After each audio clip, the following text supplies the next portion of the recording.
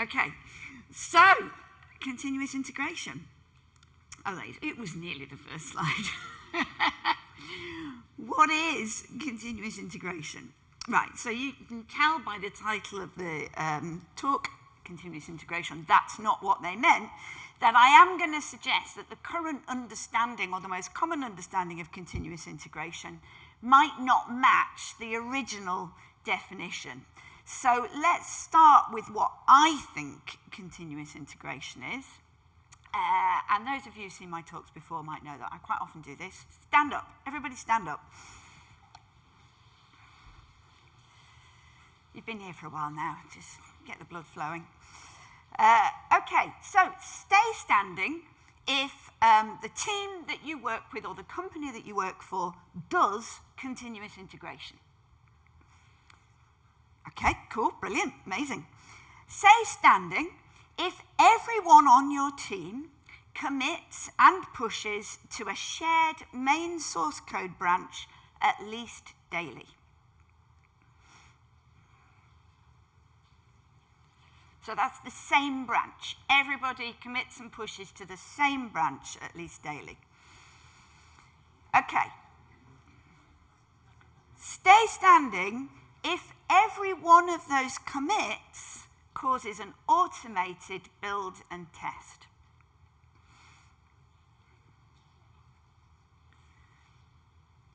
Now, stay standing if when the build fails, it's usually back to green within 10 minutes. Okay, the rest of you, congratulations, you can all sit down. Okay, now, that was Jez Humble's continuous integration test. That was using the original definition of continuous integration, trying to discover whether you're doing continuous integration. I got that from an article by Martin Fowler, Continuous Integration Certification. It's a bit of a joke, but that's how you get continuous integration certification if you can answer these questions in the positive. So if every developer commits at least daily to a shared main branch, if every commit triggers an automated build and test, and if when build and test fails, it's repaired within 10 minutes, because that is continuous. Okay, so here is Kent Beck's definition. He actually doesn't talk about the definition. He doesn't actually say, this is my definition of continuous integration, but by implication, this is his definition. No code sits unintegrated. And when I say integrated, I'll talk about this more, but I mean integrated with the rest of the code base. No code sits unintegrated for more than a couple of hours. At the end of every development episode, the code is integrated with the latest released. So when I said it's not what they meant, this is they. Kent Beck is who I'm talking about. So he and his colleagues were the ones who originally came up with the idea. And I do want to make a distinction between continuous integration and continuous delivery. I think continuous delivery is a wonderful thing. I think it is as important as continuous integration, but I just want to define my terms. I'm not actually talking about continuous deployment or delivery in this talk. I'm just talking about continuous integration. And the difference between the two is continuous integration is about what happens to your code in relation to the rest of your code base. So when I say integration, and that's important as well because people often use the word integration to talk about integrating with third parties or integrating with other code bases. I'm talking about code being integrated with the rest of your code base. So this is why I'm going to be talking a lot about branches.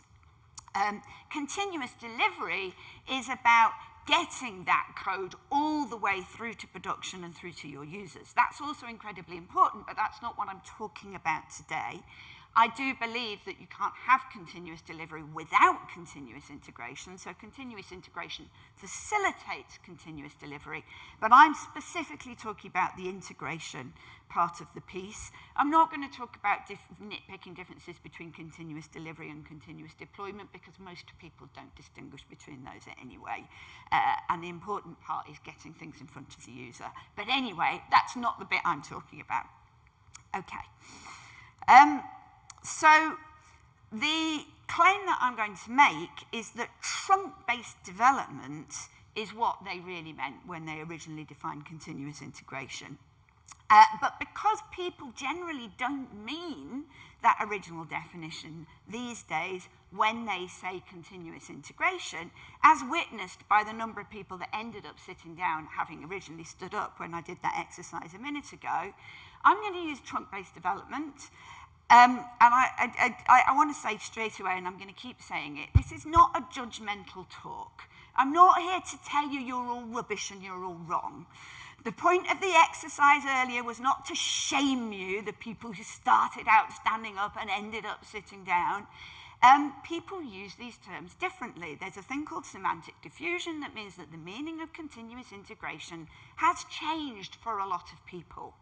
But I want to talk about trunk-based development and why I believe it's valuable in comparison to what people mean nowadays when they say continuous integration. So I'm going to use the term trunk-based development because it's much clearer. It does what it says on the tin, which might be an outdated reference now, and I think it refers to an old British advert for Ronseal, which you may never have heard of in Australia, I don't know. But actually the phrase "it does what it says on the tin" does what it says on the tin, so you probably don't even need to see the advert to understand what I mean. So trunk-based development is a much more descriptive term for what I mean when I say continuous integration. Although interestingly, I've written a report for O'Reilly on trunk-based development, and I am planning another version of that report, a shorter version, as an article for Martin Fowler's site. And when I first spoke to Martin about it, he wasn't happy that I was using the term trunk-based development. And the reason he doesn't like it is because he prefers to use the term continuous integration, and it bothers him that the semantic diffusion has happened and that term has come to mean something different. And what he says is that in respect to Kent Beck, he wants to keep the original definition rather than just creating a new term. But then we had a discussion, and he ended up conceding that actually people will understand what we mean if we say trunk-based development, and if we say continuous integration, it's harder to convey the meaning. So I'm going to use the term trunk-based development, and I believe that trunk-based development makes you better, faster, and happier. Better quality code, faster delivery, happier developers. Happier because better and faster means greater satisfaction in the quality of the work that you're doing, but also because trunk-based development facilitates and necessitates better communication and closer collaboration. And generally, people are happier when they have those things. But I am not the boss of you. You do not have to do what I say, and I am not here to tell you off. I'm not here to do finger wagging. I have been accused in the past of saying that if you're not doing trunk-based development, you're not doing continuous integration. And although I do believe that, I'm not here to tell you off. And interestingly, this is actually quite an emotive subject, and people get really aerated and angry about it. And I really don't like conflict, and I don't want you all to come and shout at me. I'm not here to have a big fight about it. I just happen to believe that this is a really useful set of techniques. But what's really important is, one of the things that I'm not going to say is you are all bad people if you're not doing it the way I tell you to do it, and you have to all go away and do it right now. I am going to suggest that it's a good idea to move towards trunk-based development, even if that's not your goal. Even if you don't end up doing trunk-based development. And when I go into more detail, a lot of you are going to go, we can't possibly do that. Are you crazy? And it's not easy. But a lot of the practices that I'm going to describe that get you towards trunk-based development are good in and of themselves, even if your goal is not trunk-based development, but you might end up there by accident anyway when you get really into all of the other things. But you don't have to decide that you're going to do trunk-based development. Now, I've just realised I've been saying it over and over and over again without actually telling you what it is, and some people won't know. So sorry about that. I think I probably need to put a slide in earlier on, tell them what it is. So trunk-based development is the idea, I mean, I kind of implied it earlier, but anyway, it's the idea that you don't have feature branches. Ideally, you don't have any branches. So everybody is working in the same branch. Now, I know that you're already going to be thinking, well, that's just, what? How?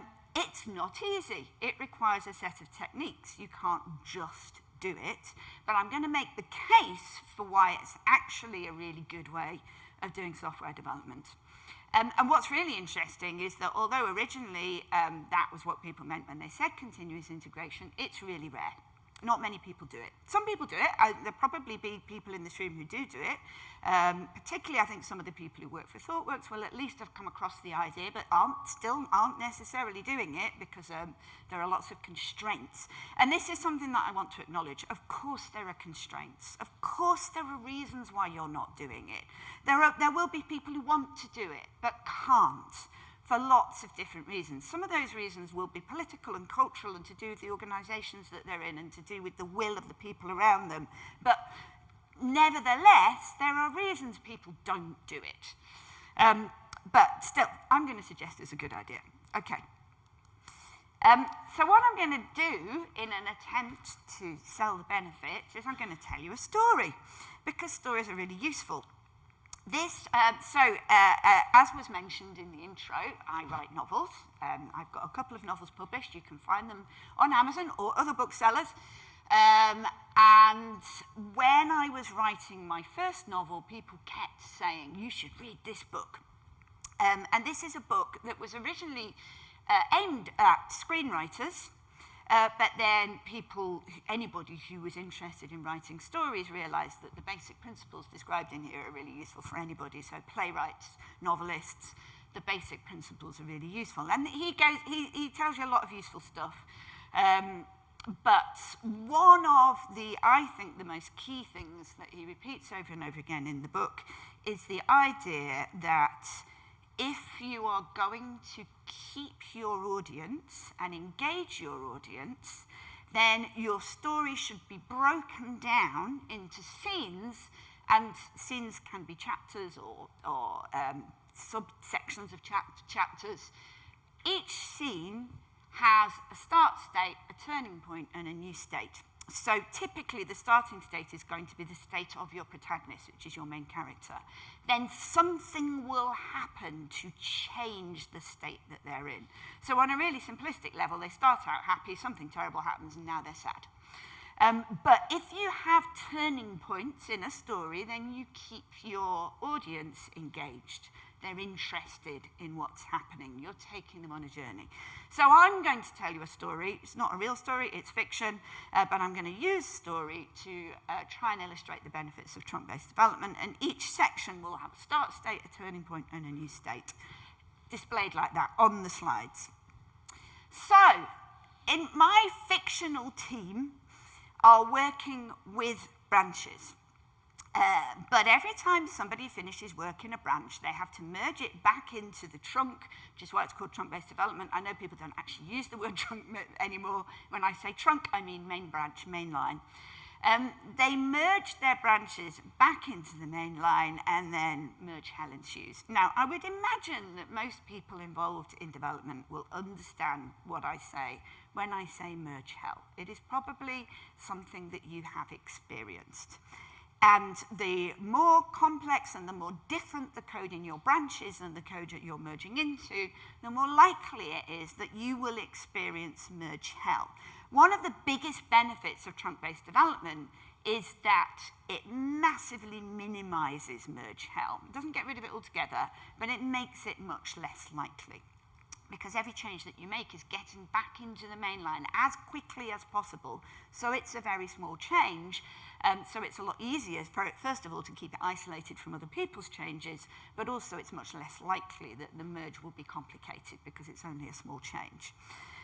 So this team have heard about trunk-based development, and they've heard that if you do trunk-based development, you don't get merge hell. So they decide, as a team, we're going to do trunk-based development. Yay! Down with branches. No more branches.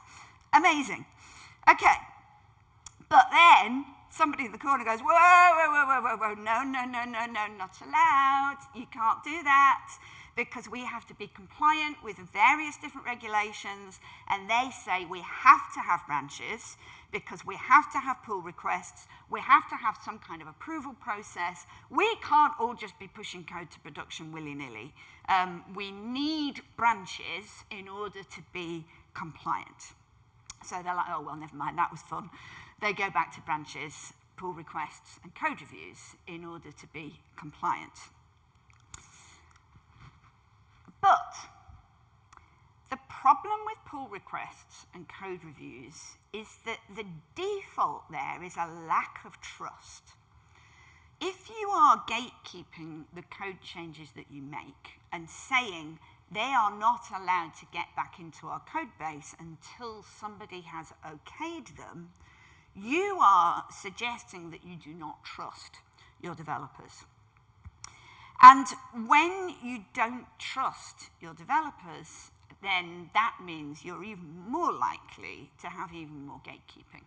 So what might start with small branches and small PRs becomes longer branches and longer PRs, because what happens is people don't want to go through that pain, and they worry that the code that they've written might not pass a review, so they leave it longer before they go through that pain. So the branches become longer lived, but also you start deciding that you need pull requests for even more things. But then this is now a self-fulfilling negative spiral, that the more you don't trust each other, the more you don't trust each other. The more you think you need to do gatekeeping, the more you worry about the quality of the code that's coming back into the main code base. This slows you down. See, the thing is that if you say no code goes back into the main line until it has been reviewed, now you have to wait. Now you're introducing bottlenecks. Now you have to wait for somebody to be available to review that code. And because that in itself is a slightly painful and time-consuming process, as I said before, people try to reduce it by making their branches longer-lived, so that they do that less frequently and there are less code reviews for the rest of the team to worry about. But it also makes it more likely that somebody says, well, I can't do that right now, I'm busy, I'm going to need to give that my full focus, and I'm doing other things. Makes them even less likely to do the code review, which means you have to wait even longer. So the time between the code being written and it being integrated into the rest of the code base gets longer and longer. More and more bottlenecks in the process, but also more likely that there will be merge hell and that there will be problems when it finally gets its way into the code base, because apart from anything else, other work has been happening in parallel and there's more likely to be issues. The whole thing slows you down. So, and this is probably the first radical concept and one of the most radical concepts involved with trunk-based development, and one of the ones that people really struggle with. People like PRs. And actually, even though it really doesn't take much investigation to recognize that it displays a lack of trust, even the people submitting the PRs like them because it makes them feel secure. But that's because they don't trust themselves. So they think, well, I'm not sure that what I've done is any good, so I want somebody else to look at it. But So I used to work for ThoughtWorks, and I still hang out with a bunch of ThoughtWorkers on a couple of Slack groups. And I asked in the chat there what people thought about pull requests and code reviews, and I got inundated with people going, "We hate them!" So Dan Abel said, PR feedback is the last point in the development cycle where feedback is useful and often the most wasteful. So it encourages longer-lived branches, so that's a lot of code that is then being reviewed after it's been written, after the point when people were really thinking hard and making decisions, when it's all been done, now somebody's reviewing it. That's too late. The feedback would have been more useful if it came earlier, and it's more wasteful because if the feedback is you need to go back and start again, then you've wasted more time and more work. So that was what Dan Abel said. Keith Morris, this is actually, he was in that chat, but this is a quote from his book, Infrastructure as Code. Using pull requests for code changes by your own team members is like having your family members go through an airport security checkpoint to enter your home. It's a costly solution to a different problem.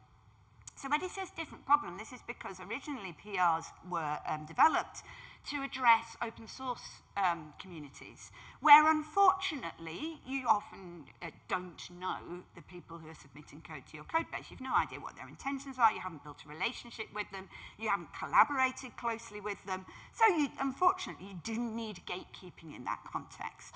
And that is the one place where I would say, fill your boots, PRs. I recognise in the open source world, you kind of have to have PRs. But when you are working with your colleagues on a day-to-day basis, why do you need PRs? Okay.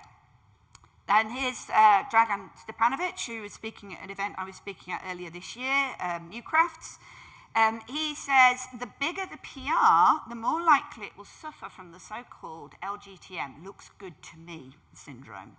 If the PR is big, reviewers have way less incentive to build in the quality. So he did a really interesting piece of research in the company that he works for, looked at PRs, looked at commits, and compiled a bunch of statistics. There's a link at the end, you can go and read, it's a really interesting article. But what he discovered was that people would just say, yeah, and just let it through if it was a really big PR, but they would nitpick if it was really small. Is it really being reviewed? And also, I know that not everybody agrees with me about this because people are different. But when I'm working with teams, I really don't enjoy doing code reviews. It distracts me from what I'm doing right now. So it requires context switching. So I will tend to put it off until I feel like my head is clear. But also it requires an awful lot of concentration. I have to really pay attention to, if it's code that I haven't been involved in writing, then I have to somehow kind of work out a lot of context.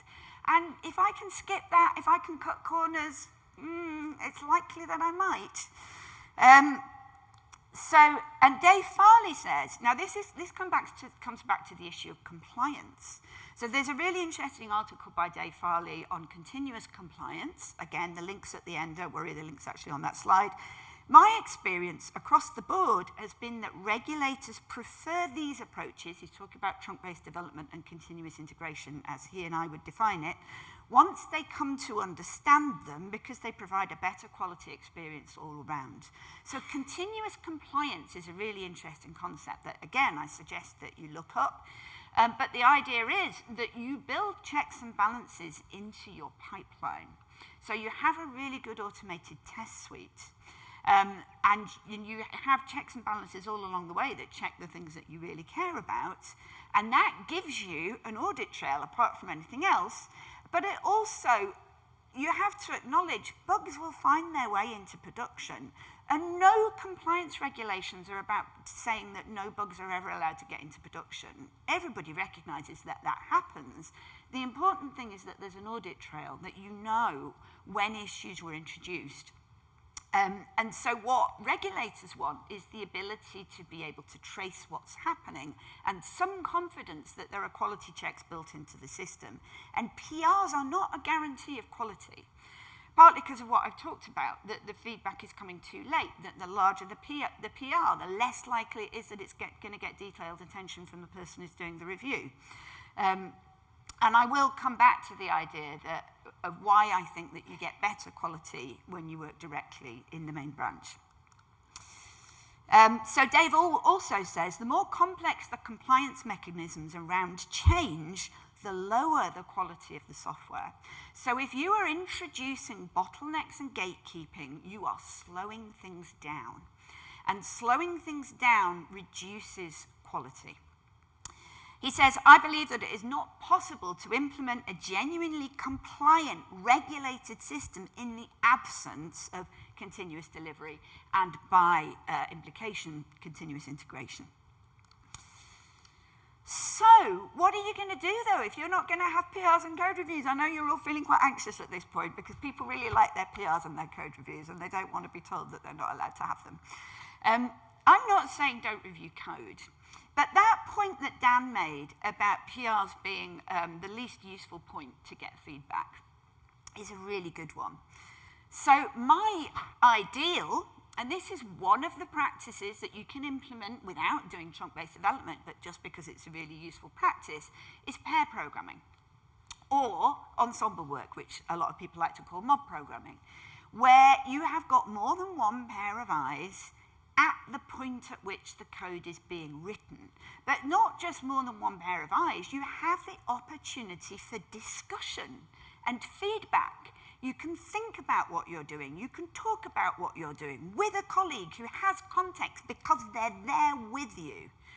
And if you can't do that, then what you can do is, first of all, at the very least, if you have PRs and code reviews, make them a conversation. Ideally, a synchronous real-time conversation. Doesn't have to be co-located. You can easily do this via Zoom calls, etc. But talk to each other. So when I do code reviews, I hate doing them cold and in a passive way. If I have to do them, then what I really want is to sit down with the author of the code and have them talk me through it. Because apart from anything else, that gets me to a point of understanding a lot quicker than me just reading a few lines of code and going, what's happening here? Why is this done like this? If somebody explains it to me, then first of all, I'm less likely to send that most frustrating thing, which many of you are likely to have experienced, where you've done something that for really good reasons, and somebody glances at it and goes, oh, you do that for? I don't like that. And you're like, yes, but you don't understand. I did it like that because this. If you're confident. If you're not, you might not even say that. You might just go, oh, sorry. Particularly if you're less experienced. You might just assume that they know best. And they assume that they know best, but that's because they don't have the context. So if you can talk somebody through your code, ideally while you're writing it, but if not, then after the fact, that is much better than just having somebody passively look at it. Another way, a way of doing this without PRs is to simply regularly, as a team, review specific areas of the code base. Either do an overview of the whole code base or have particular areas that are of interest or concern and go through it as a team. Because apart from anything else, that's a really good way for everybody to get to know the code and understand that the decisions that are being made on a daily basis, and it's much more effective. And particularly if you have a good continuous integration pipeline and a good automated test suite, and also good ways of identifying problems when they arise and addressing them quickly, then you're happy with the idea that, yes, of course, sometimes problems will get into production, but you're regularly reviewing the code and you're confident that your pipeline is doing a good job. Okay, so back to the story. We've had this proliferation of pull requests and code reviews. The team's moving really slowly. There's a lack of trust. People's confidence levels are going down. They don't trust each other. They don't trust themselves. And they're moving really slowly because of all these bottlenecks and the gatekeeping. So somebody says, hang on a minute, isn't this why we did trunk-based development in the first place? And I've read this article by Dave Farley, and he says we can do continuous compliance. So we don't need PRs and code reviews. Let's go back to trunk-based development. And everybody says, yay! So that's what they do. But unfortunately, they don't have a fully automated test suite. So they don't, not all of their code is covered by an automated test suite. They have a culture of doing a lot of manual testing. But now they're doing trunk-based development, and they've also decided that they want to do continuous delivery. But all of this beautifully integrated code that's being integrated on an hourly basis can't be deployed because there's still a manual testing step that it has to go through. And even the integrations, every integration has to be tested manually. So that's a bit of a problem. So this is what I call Big Bang TBD. So this is we're just going to do it all in a big bang. We're just going to say, we're doing trunk-based development without really thinking about the associated skills and practices that you need. And also they have this manual testing regime. So they start to say, yes, but we want to take advantage of this beautiful trunk-based development that we're doing. We want to be able to get it into production. Never mind, the manual testing will wait. So they just deploy anyway, without the manual testing. There's a massive system failure. Everybody's blaming everybody else. Absolute mess.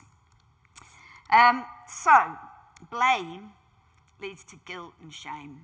You know, like we're bad people. We did a bad thing. We're all terrible. This is awful. We all hate ourselves.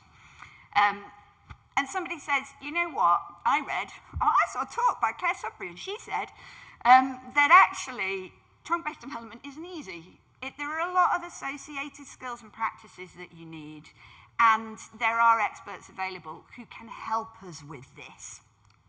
Now, this is blatantly a plug for the Saman Technical Coaching Society, of which I am a member, that was founded by Emily Bache. But people don't use technical coaches very widely, despite the fact that there are a lot of practices that make a massive difference to the way that we develop software that aren't routinely taught in university and that need practice in order to perfect and maintain. But also it really helps to do it with somebody who's actually done it before and has some experience. Technical coaches don't have to be external. You can have technical coaches in-house. You can have people in-house whose job it is to really pay attention to the skills that you have. But there are skills that can be taught and are easier to learn when somebody helps you. So here's a quote from Emily's book, which is aimed at other technical coaches. So if you're interested in technical coaching, this is a great book. You don't have to be a professional, independent technical coach as I am. If you're just interested in doing that role, even just partly within your organization, this is a really good book. But she says, in order to be successful in modern development organizations, software developers need new skills. These skills are not easily learned on a short training course or at a university.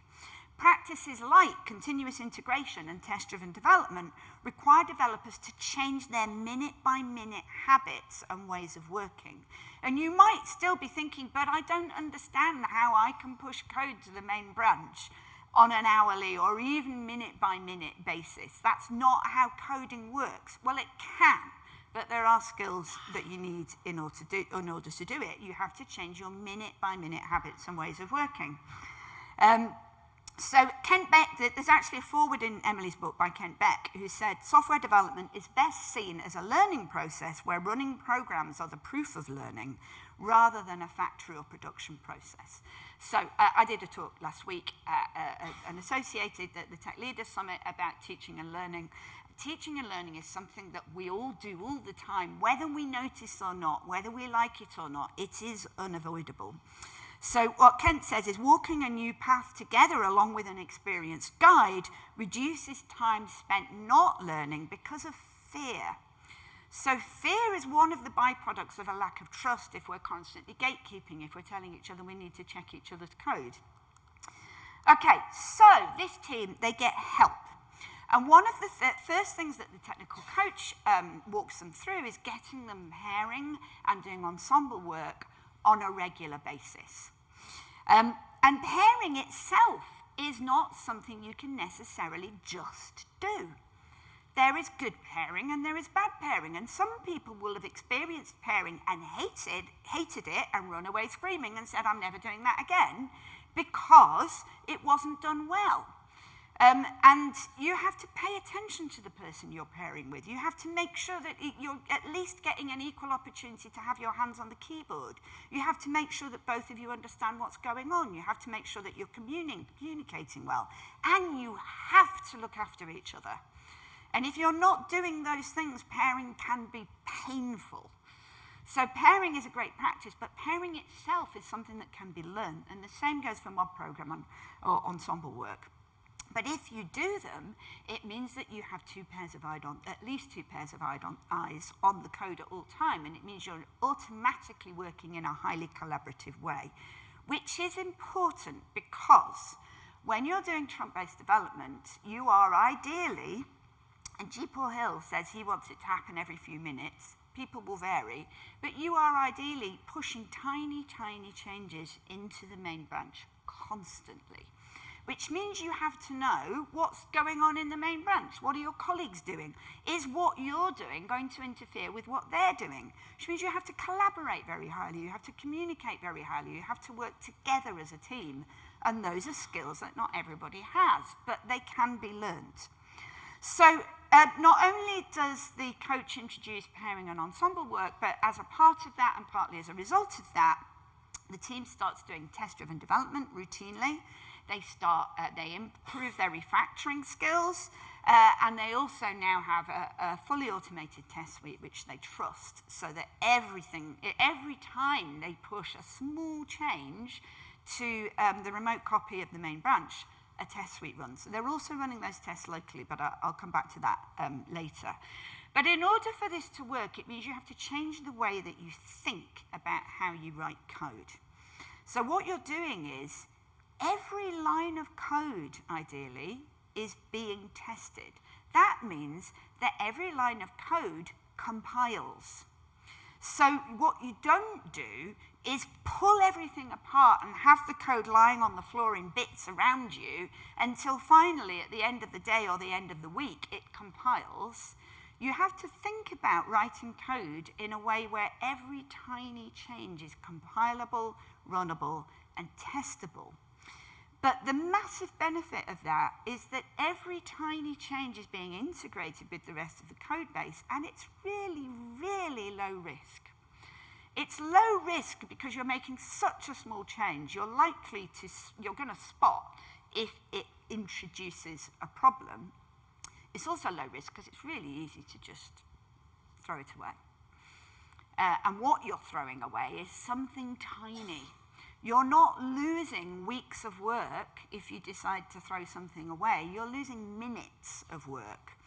And each change is tiny and low risk, and you get into the habit of just making these tiny, tiny incremental changes that always compile, that always run tests, and those tests always are made to be green as soon as possible. So if they're red, you make them pass. And if you make a tiny change and suddenly your whole test suite goes red, then either you can very quickly see why, because it was such a small change, you know exactly what you changed, so you can get them back to green very quickly, or you say, you know what, I'm just going to throw that away. If you don't know why it's making all your tests fail, it was such a small change, you can discard it and try another tack. So test-driven development is therefore a really, really key part of this. Because if you are aiming to make, test-driven development done well means that you are writing very fine-grained tests on very small pieces of code. And you are running all of your tests after every change. There are a lot of tools that can help you with that. So I move mostly in the .NET space. I use a tool called NCrunch, but there are loads and loads of them. They're available for most languages. So tests that run in the background, you don't even have to manually run them. And they are themselves intelligent. So the test runners are intelligent.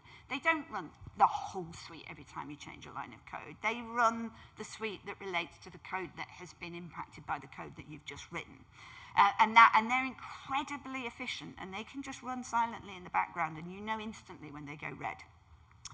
Refactoring is another really useful skill, because but again, refactoring is a skill that you can learn. And a lot of people think that refactoring means I'm going to refactor this code base, I'm going to refactor this class, I'm going to refactor this method. What that means, I'm going to take it apart and rewrite it. That's not refactoring. Refactoring is about not changing the functionality, but making the code cheaper to modify and easier to understand. And you can do it in tiny, tiny steps. You can make a tiny, tiny improvement and then run your tests. Refactoring can be done incrementally, it can be done constantly, it can be done every time you touch the code base. And that, again, speaks to this idea of moving in tiny steps and reducing risk. But you also want automated testing. So you want those tests that are being created automatically because you're following test-driven development, which, sorry, I'm assuming that everybody knows what it is, which you probably do, but in case you don't, and there's no shade if you don't, with test-driven development, you write the test before you write the code. And then, so it automatically fails initially because the code doesn't even exist yet. And then you make it pass, and then you refactor ideally. And you do this on a really, really granular basis. So that means that automatically there are tests covering your code, and those tests can be automated. And that also gives you confidence in your pipeline. Okay, so that was a lot, all on one slide, I know that. How are we doing for time? We're nearly going to run out of time. So they're doing really well now. They're doing test-driven development, they're doing refactoring, they are doing pair programming, they're doing ensemble work. But the architecture of the code still needs a bit of work. Their code is very tightly coupled, which means their builds are really slow, because every time they touch one small area of the code, the tight coupling means the whole code base has to be completely rebuilt, and this is really slow. Now, when you have slow builds, what happens is people just don't want to do them. You know, it's a big disincentive for trunk-based development. Because in trunk-based development, every change that you make ideally gets committed to the main code base, and you run tests, and you do a build, and if that's slow, then, let's say, it's not unusual for people to have builds that take a couple of hours, but maybe only half an hour, maybe only 5 minutes. That is enough for you to be like, I don't want to wait 5 minutes every time I make a change. So slow builds are a massive disincentive, and it's one of the things that you have to have in order for trunk-based development to work is fast builds. And if you have tight coupling, you're likely to have slow builds. So one of the things the team has to do is refactor the code base to minimize dependencies and speed up the builds.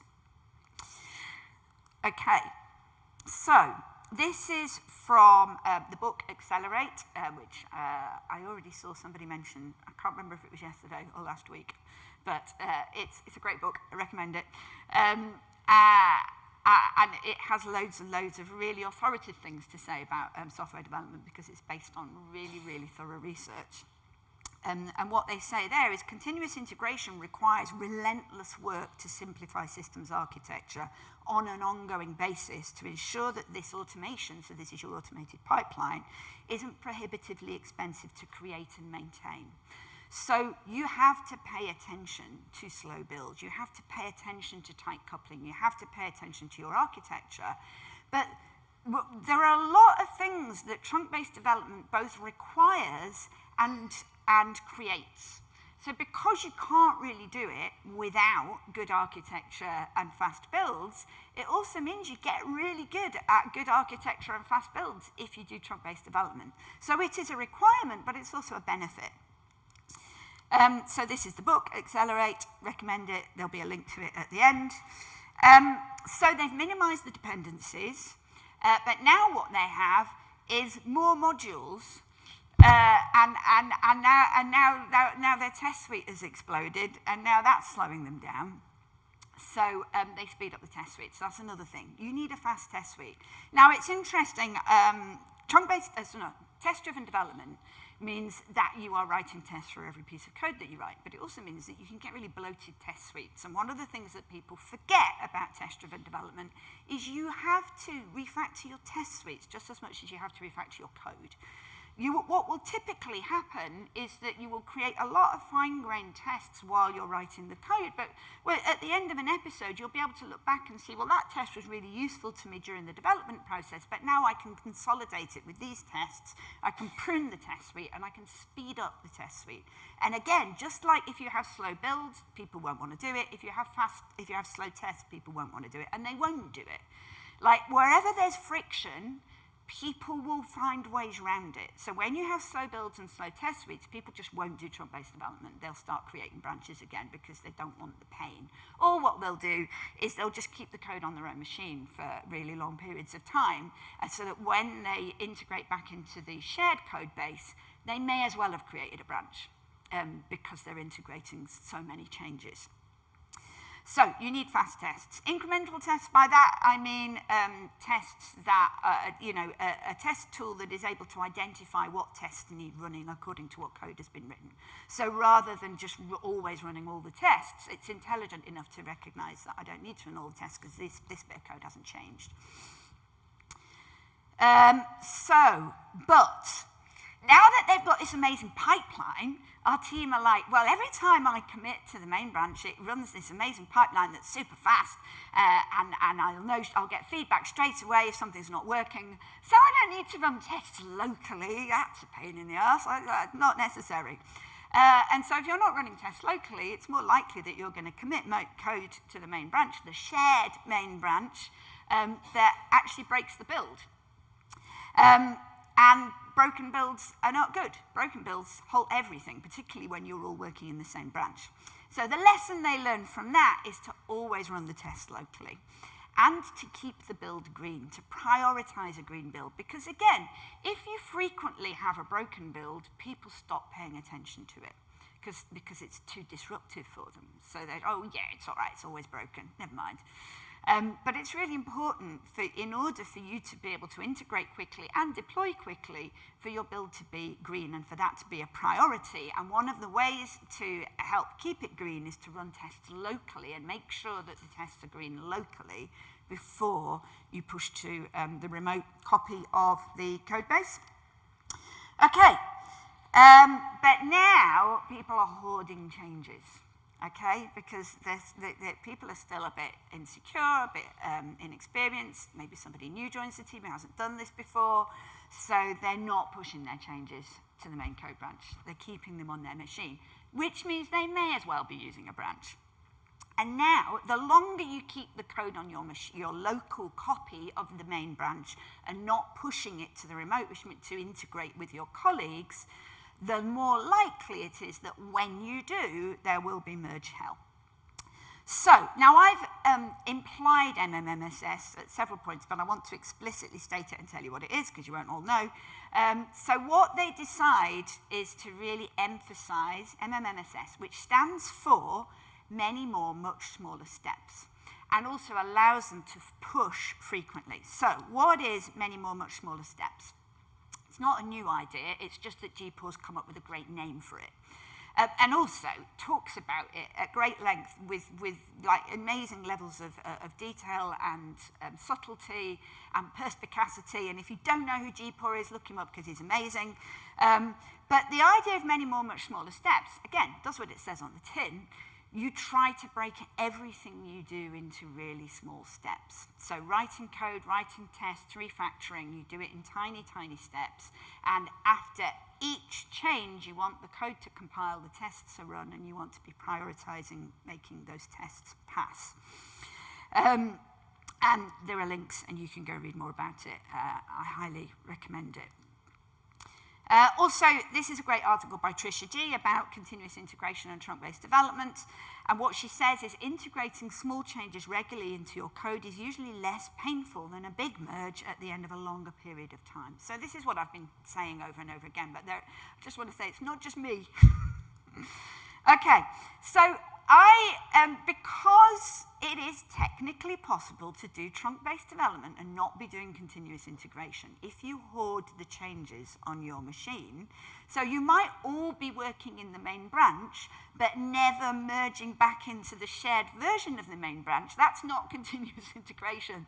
So just to be absolutely clear, I'm going to call it continuous trunk-based development to say this is trunk-based development, and it is definitely also continuous integration. But if you now the team are doing that, but they still have minor merge issues because you are still merging your code with the code of your colleagues, and there will be times, I mean, ideally you're communicating and collaborating really closely, your code is modular, you're not working in the same areas at the same time, but it's still going to happen. I'm not going to tell you that merge issues go away when you do trunk-based development, but because the changes you're making are really small, if there's merge hell and you can't quickly fix it, throw it away and start again. It's really easy and low risk and cheap to do when you're doing trunk-based development and when you're doing it well. So, small side note, what about feature flags?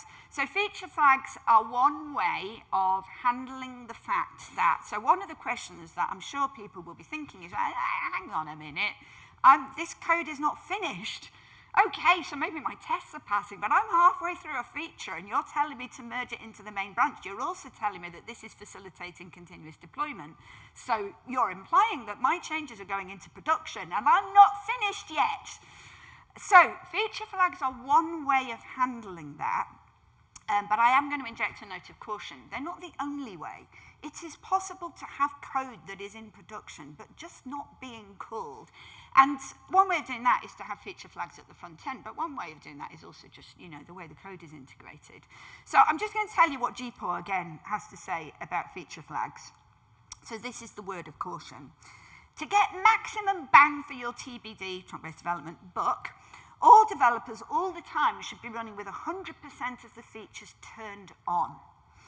A great deal of the benefit of continuous integration and trunk-based development both is in the extensive pre-testing workout the code gets as it's used by the rest of your team.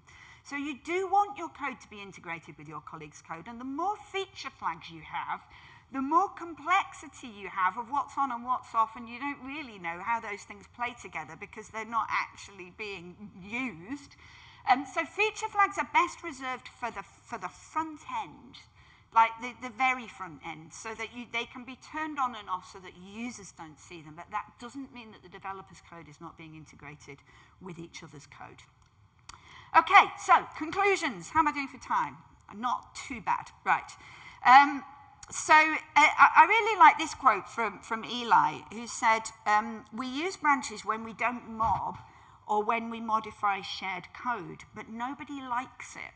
So what he's saying is that there are circumstances when they have to use branches because they haven't mobbed, so they haven't worked collaboratively together on the code, or because they're modifying shared code.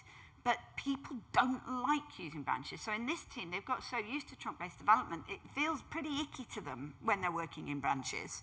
So that actually encourages them to collaborate more because the collaboration facilitates the lack of branches. So I thought that was a really interesting point.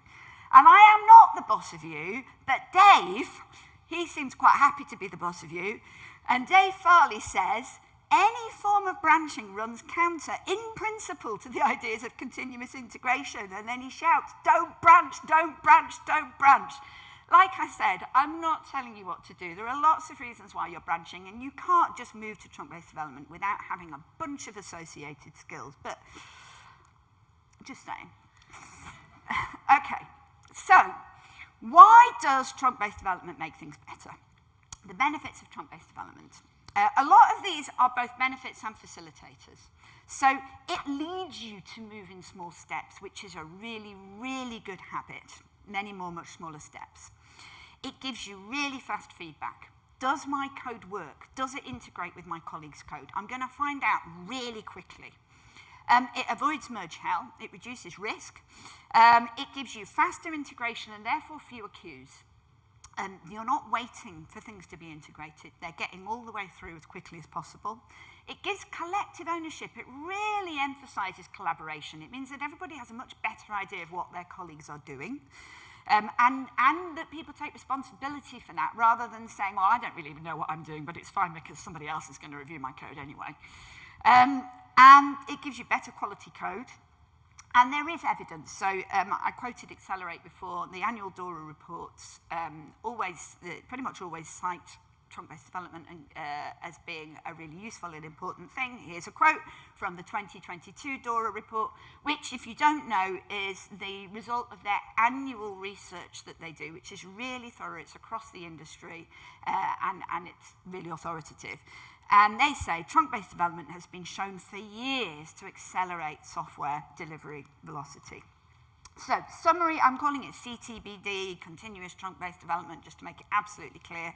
Summary of the techniques. You can do some of these things without doing all of them. Each one is a really useful skill and technique, even if your goal is not trunk-based development. But if you do all of them, you might accidentally find yourself doing trunk-based development anyway, which is great, but you don't have to. Okay, so implement automated incremental testing that is fast. So speed up your tests. Minimize dependencies. Keep the build green. Build and test on your own machine before pushing to the remote, but push frequently. Use test-driven development. Refactor frequently. Throw things away if they're not working. Use the many more, much smaller steps approach. Get help. Build trust. Collaborate. Be patient. So if you decide that you want to go on a journey towards trunk-based development, it's going to be a journey. It's not going to happen overnight. And if you do all of those things, then maybe you're ready to avoid branches and get rid of pull requests and have interactive code reviews, which actually you can do anyway. So a bunch of links, lots of things I've mentioned, maybe even some things I haven't, even more links. It's all on the slides. You'll have access to the slides. This is a podcast that I hosted for a season. There are 27 episodes. Each episode is an interview with an interesting person on an interesting topic. The ones that I think are probably relevant to this talk, I interviewed Emily Bache on refactoring. I interviewed G. Paul Hill on test-driven development. I interviewed Mary Williams on changing legacy systems. I think they're all particularly relevant to this talk. But go and have a look. There's a bunch of interesting stuff there. This is the report that I wrote for O'Reilly on trunk-based development. It has everything from this talk and more. You have to be a subscriber to the platform. You can join for free. You can get a week's free trial. A lot of people have subscriptions to the O'Reilly Learning Platform without even knowing that they do, because their employers have bulk subscriptions, so it's worth checking that out. This is me. I help teams to improve their software delivery practices.